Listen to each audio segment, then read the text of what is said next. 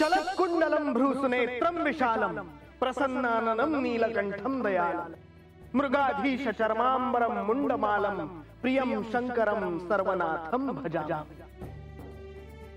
कलातीत कल्याण कल्पान्तकारी सदा सज्जनानन्ददाता पुरारी चिदानंद संदोह मोहापहारी प्रसीद प्रसीद प्रभो मन्मथारी।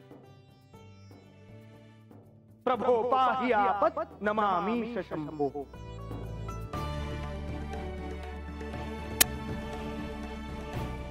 प्रणाम प्रभो, प्रणाम देवी।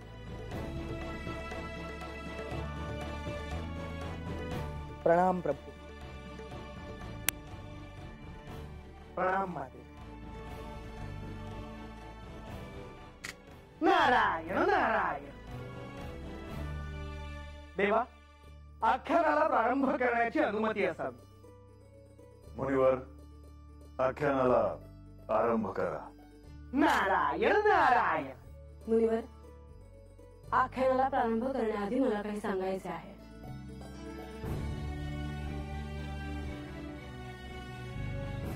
तुम्हा सगळ्यांना सती देवी आणि श्री महादेवांच्या विवाहाबद्दल आख्यानातून कळणारच आहे, पण त्या पुढच्याही काही गोष्टी मला ठाऊक आहेत।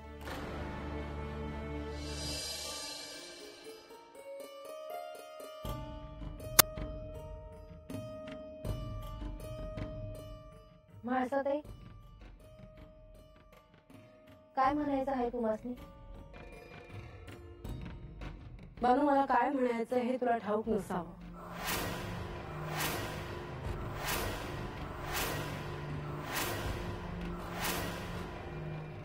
मला बी आज हे सांगायचं आहे का मला बी सतीदेवींच्या काय बाय गोष्टी ठाव आहेत।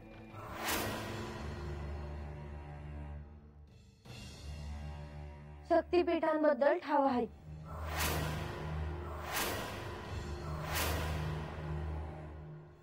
आजा, अरे ही बानू काय म्हणते? आता काय बी बोलू ना, बानूला जे काही सांगायचंय ना ते सांगू दे तिला। ह्या अगोदर आख्यानामध्ये महाराजांनी सांगितलं होतं का शक्तीपीठ म्हणजे काय, पण मला आता हे सांगायचं आहे का मला शक्तीपीठांबद्दल अजून बी ठाव आहे।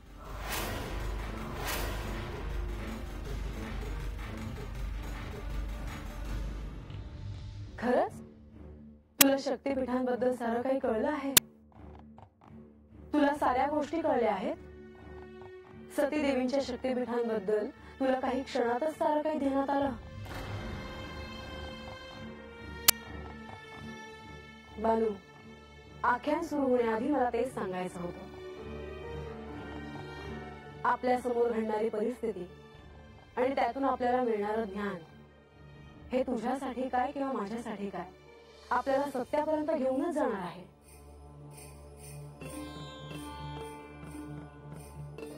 पण या साऱ्यातून तुला सारं काही कळलं या भ्रमात तू राहू नकोस। म्हणजे काय म्हणायचं आहे तुम्हाला? म्हणजे मला ठाऊक आहे की तू काही शक्तीपीठांचं दर्शन घेऊन आले आहेस।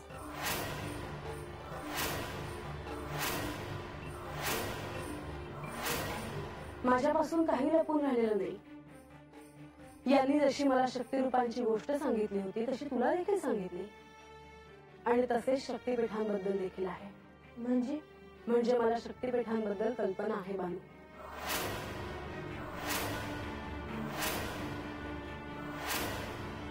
म्हाळसा, बानूला याची जाणीव होणे अत्यंत आवश्यक आहे। तुला याची आधीच कल्पना आहे। याआधी मी तुला सूक्ष्म देहाने मानस सरोवराच्या परिसरात घेऊन गेलो असताना तुला तिथे दैवी शक्तींची प्रचिती आली होती।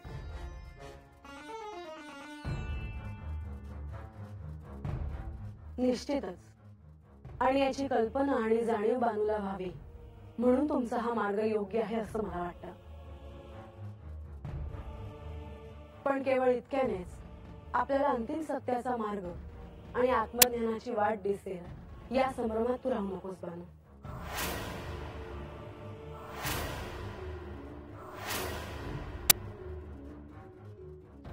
श्री म्हाळसा देवींना एक रहस्य ज्ञात आहे. अहो काय सांगताय महाराज? होय बानू. त्यामुळे या निमित्ताने श्री म्हाळसा देवींच्या सान्निध्यात राहून ते रहस्य काय आहे हे जाणून घ्यायचा तू प्रयत्न कर. ते तुझ्याच भल्यासाठी आहे.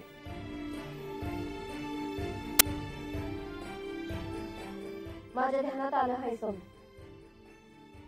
मुनिवर, आता आपण आख्यानाला प्रारंभ करा. नारायण नारायण. होय देवी. तर लोक हो, आपला विवाह साक्षात श्री महादेवांशी व्हावा ही अभिलाषा मनी धरून श्री सतीदेवींनी आपल्या पित्याच्याच अर्थात प्रजापती दक्ष यांच्याच घरी श्री महादेवांना प्रसन्न करण्यासाठी व्रताला प्रारंभ केला.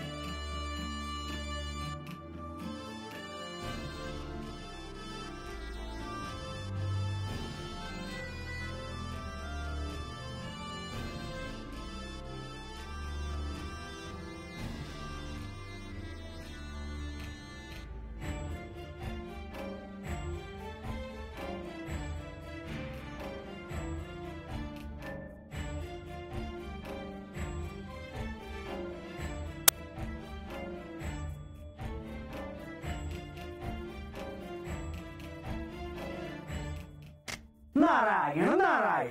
दिवसामागून दिवस पुढे जात होते. सप्ताह उलटून चालले होते.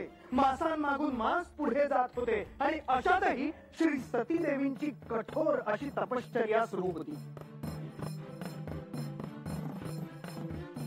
अत्यंत कठीण आणि श्री महादेवांना प्रसन्न करण्यासाठीचे नंदाव्रत त्या अत्यंत मनोभावे करीत होत्या.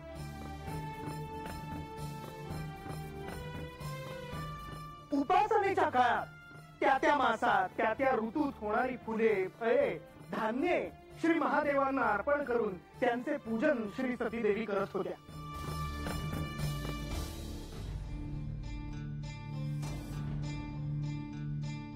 उपवासा व्यतिरिक्त अन्य दिनी त्या अत्यंत नियमित आहार घेऊन सातत्याने श्री महादेवांचा जप करीत होत्या. प्रत्येक मासात प्रत्येक दिवशी त्या शिव आराधनेतच निमग्न राहत होते. वेळ पुढे चालला होता आणि श्री सतीदेवींचे व्रत देखील. आता पुढे काय होणार याची सर्वजण वाट बघत होते.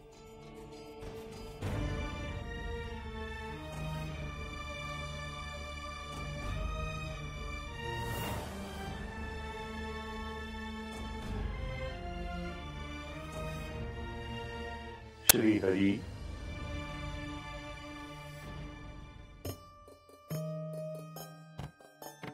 श्री ब्रह्मदेव, श्री सरस्वती, आपण. होय माधव. आम्हा दोघांनाही तुम्हा दोघांची भेट घेणं आवश्यक वाटलं. क्षीरसागरात आपले स्वागत आहे. परंतु श्री ब्रह्मदेव, असे अचानक भेटण्याचे प्रयोजन लक्षात आले नाही. देवी, आम्ही दक्षकन्या सती हिच्याविषयी बोलायला आलो आहोत. सतीदेवींच्या रूपाने साक्षात आदिशक्तीने अवतार घेतला आहे आणि त्याचे प्रयोजन हे श्री महादेवांच्या विवाहाशी जोडले गेले आहे. हो, श्री महादेवांशी विवाह व्हावा म्हणून ती अत्यंत कठोर असे तप करीत आहे. परंतु अजूनही तिच्यावर श्री महादेव प्रसन्न झाले नाहीत. असंच होय ना? हो, आणि म्हणूनच आता पुढे काय करावं ह्याविषयी आपल्याशी चर्चा करावी या हेतूने आम्ही इथे आलो आहोत. सतीदेवी, या साक्षात आदिशक्ती आहेत. शिवशक्तीचं मिलन घडल्यापासून राहणार नाही हे तर आपण जाणतात. सृष्टीच्या कल्याणासाठी तसेच घडावे असे सगळ्यांना वाटते, पण त्याकरता तिची तपश्चर्या योग्य दिशेने चालली आहे किंवा नाही हे पाहणं आवश्यक आहे. अर्थातच तुम्हीच त्यांना व्रताबद्दल सांगितलं आहे आणि त्यानुसारच त्यांचे व्रत सुरू आहे हे आपण सारे जाणतो. मग असे असतानाही हा विलंब का? श्री ब्रह्मदेव, मला असं वाटत आहे की आपण जाऊन त्यांची साधना कशी चालू आहे ते पाहावं. त्यात काही कमतरता असेल तर त्यांच्याशी तसं बोलावं. आणि ह्यानंतर श्री महादेवांची भेट घेणं देखील आवश्यक असणार आहे ह्याची या क्षणी मला जाणीव होते. देवी सतींचे तप पाहून त्यानंतर पुढील निर्णय घ्यावा असं माझं मत आहे. अगदी योग्य बोललात तुम्ही देवी. माधवा, आपण समस्त देवांसह सतीची भेट लवकरात लवकर घेऊया. हो.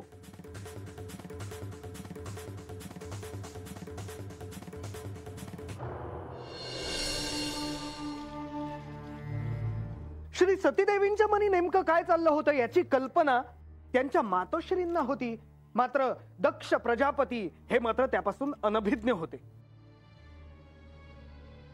श्री सतीदेवींचा विवाह हा श्री महादेवांशीच व्हावा अशी सर्वांचीच इच्छा होती.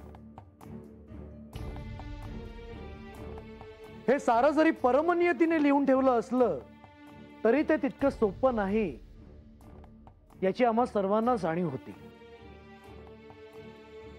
त्यासाठी सतीदेवींची भेट घ्यावी आणि त्यांचं व्रतपूजन कुठपर्यंत आलं आहे हे जाणून घ्यावं असं सगळ्यांनाच वाटत होतं.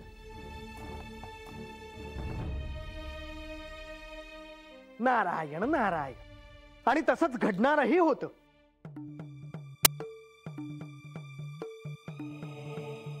म्हणजे महाराज समदेजण सतीदेवींच्या बासनी भेटायला जाणार होते व्हय? नारायण नारायण. नाही बानू. अहो पण महाराज तुम्ही आत्ता तर म्हणला का? बानू, सर्वांनाच असं वाटत होतं की त्यांची भेट घ्यावी, परंतु त्याच वेळी प्रजापती दक्ष यांच्या मनात जो राग होता त्याची देखील सर्वांना कल्पना होती.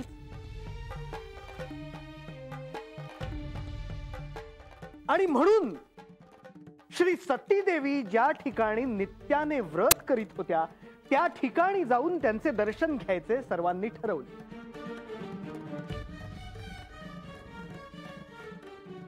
आणि तिथेच आता पुढे कसे जायचे याचा निर्णय होणार होता. हो. आणि हे सारं श्री महादेवांना सांगणं अनिवार्य होतं.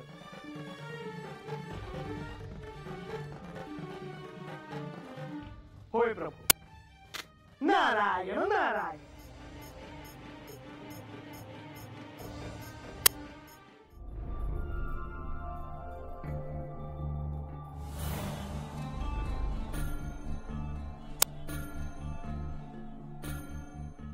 हे नारायणा, आपण सतीला भेटावयास आलो आहोत, पण ती शिवाच्या ध्यानात इतकी गढून गेलीये की तिचे ध्यानभंग करावे असे वाटत नाही. श्री सतीदेवी या पूर्णपणे शिवमय झाल्या आहेत यात काही शंकाच नाही.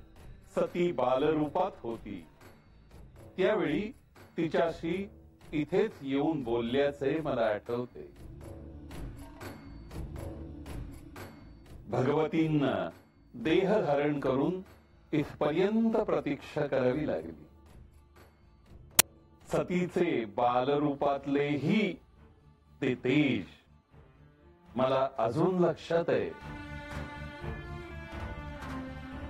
मी श्री विष्णूंचे ध्यान करायला बसले की श्री विष्णूंची जशी मूर्ती आहे त्यात मला वेगळेच कोणीतरी दिसते आणि माझ्या हात ओम नमः शिवाय असा ध्वनी उमटतो. श्री ब्रह्मदेव, या क्षणी श्री सतीदेवींशी विवाह संदर्भात आपल्याला बोलता येणार नाही.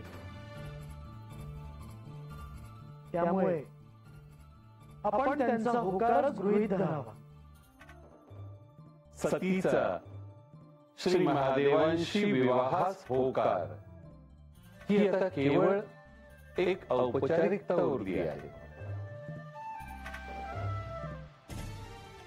शिव आणि शक्ती एकत्र यावेत याची आजपर्यंत आपण प्रतीक्षा करत आलो आहोत.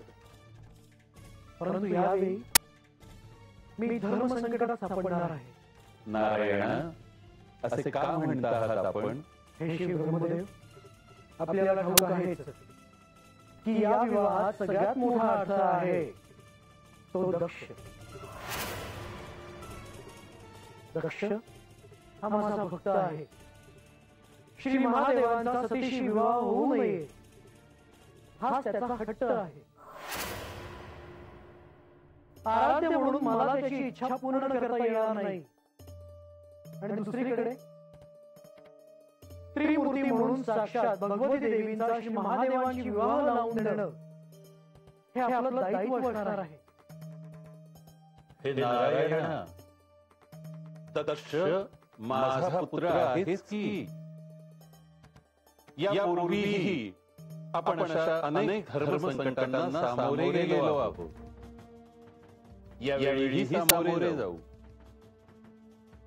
मला ठाऊक आहे ही गोष्ट सोपी सहज नाही.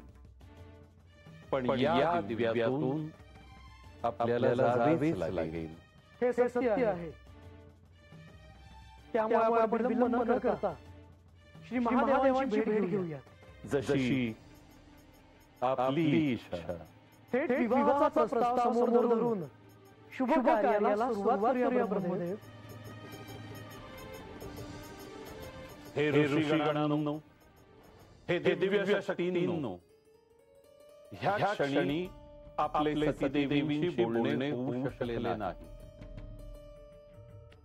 मात्र आता आपण इथून प्रस्थान करू.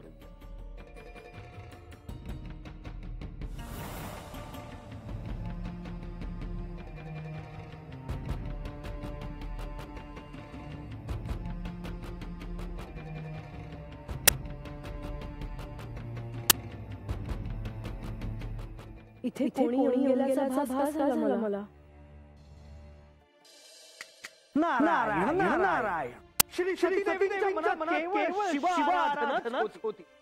त्याशिवाय त्यांच्या मनात दुसरं काहीच नव्हतं. आणि हे सर्वांनी पाहिलं होतं. आणि आता तो क्षण आला होता जेव्हा याबद्दल श्री महादेवांशी बोलणं अनिवार्य आहे असं सर्वांना वाटायला लागलं होतं. श्री महादेवांना भेटण्यासाठी सर्वजण निघाले.